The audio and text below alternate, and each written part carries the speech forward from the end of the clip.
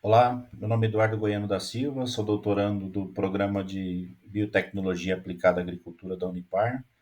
Tenho como orientadora a doutora Silvia Graciele Russo de Souza e nesse trabalho, especificamente como co-orientador, o professor doutor Tiago Alberto Ortiz. O título do meu trabalho é Bioinformática e CRISPR como ferramentas de inovação no melhoramento genético do sorgo. Então, nós vamos falar um pouquinho do CRISPR, né? Falar do sorgo, do CRISPR e da bioinformática, o CRISPR e a bioinformática, para como ferramenta de inovação e melhoramento genético dessa cultura. Né? Então, o CRISPR é uma técnica de edição genética, né, que permite alterar o DNA em animais, plantas, né, e também muito utilizado na área da saúde. É uma técnica muito nova, né, e bastante, apesar de não ser uma técnica tão nova, mas ela é bastante utilizada agora, é comum utilizar essa técnica CRISPR. E a bioinformática também, que é a informática aplicada à análise de modelização em dados obtidos em pesquisas biológicas, né, em sequenciamento genético, por exemplo, e depois depositados em banco de dados e assim tratado esses dados. Então a bioinformática e o CRISPR são ferramentas inovadoras, né, para o melhoramento genético de diversas culturas. No nosso caso, a gente vai falar especificamente sobre o sorgo. Então, o sorgo é a quinta cultura cerealífera mais importante do mundo, né, essencial para a produção de alimentos, rações e bioenergia, né? Há uma importância global sobre isso, né, principalmente em regiões áridas e semiáridas.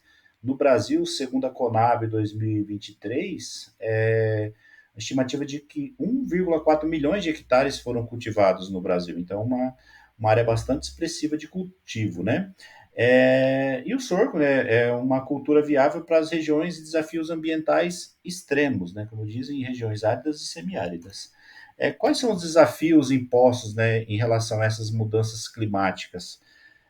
E aí as ferramentas, obviamente, de inovação, né, vêm para contribuir no melhoramento genético, desenvolver variedades mais resistentes aos estresses bióticos e abióticos, verificar a escassez hídrica, né, tratar, e onde há baixa fertilidade do solo, pragas e doenças também. O papel da bioinformática nesse melhoramento. Então,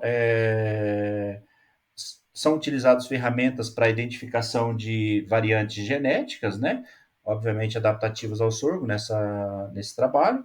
O desenvolvimento e aplicação de abordagens de machine learning e deep learning, né?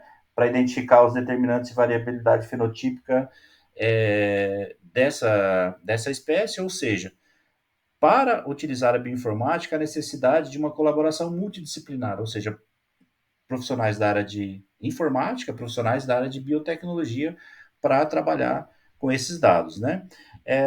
E dentro da bioinformática, há os bancos de dados, né? No caso do sorgo, o fitosome e o assembly plants, né? Foram os mais utilizados, são os mais utilizados, que proporcionam a integração dos dados genômicos e fenotípicos, né? Ou seja, são depositadas as sequências genéticas nesses bancos de dados, e aí as ferramentas de bioinformática analisam, tratam esses dados, né, de uma forma mais eficiente e mais rápida, né, para ajudar na pesquisa.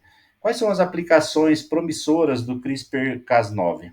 Né? Então, há estudo na literatura, revisões de literatura, que aumento da digestibilidade, né, utilizando essas técnicas, aumento de digestibilidade da proteína, né, demonstra a eficácia dessa edição genética, né, para aumentar, e o conteúdo de lisina nos grãos, né? O CRISPR também tem sido usado para aumentar o conteúdo de lisina nos grãos, principalmente para nutrição animal.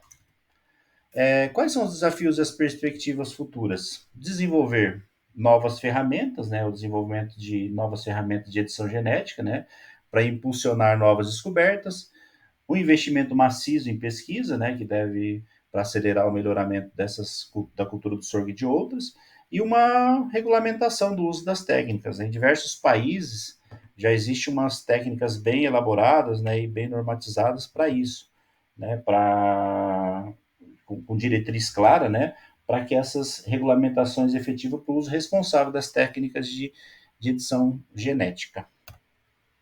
Essas são as minhas referências. E meu muito obrigado.